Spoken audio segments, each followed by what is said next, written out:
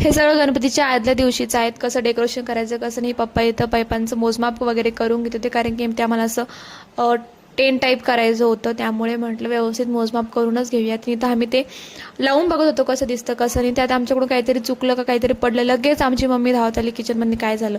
आणि हे बघा फायनली आमचं शेड असं तयार झालेलं होतं. आणि त्यानंतर मला लगेच जायचं होतं मार्केटमध्ये दुसऱ्या दिवशी, कारण की तेवढा एकच दिवस बाकी होता आणि तर मला थोडासा टाईमपास चालू होता. त्यानंतर सगळं सामान वगैरे आम्ही घेतलं, डेकोरेशनचे जे पण पाहिजे होते, कापड वगैरे काही फुलं वगैरे घेतले. आणि मग लगेच घरी आलो, कारण घरी आले लगेच तयारी लागायचं होतं. घरी आलेलं मी सगळं सामान पहिले मांडून घेतलं काय आहे काय नाही. त्यानंतर म्हटलं चला लगेच तयारी आपण सुरू करूया. आणि इथं माझी काहीतरी बडबड चालू होती, जे की मला पण नाही माहीत मी काय करत होते. आणि मग त्यानंतर माझी थोडीशी मस्ती स्टार्ट झाली, म्हणजे काहीतरी थोडंसं पाहिजे ना एन्जॉयमेंट, तसं चालू होतं. त्यानंतर मग लगेच काम वगैरे आवरून मम्मी आली मला मदत करायला. त्यानंतर मग आम्ही लाईटिंग वगैरे लावली.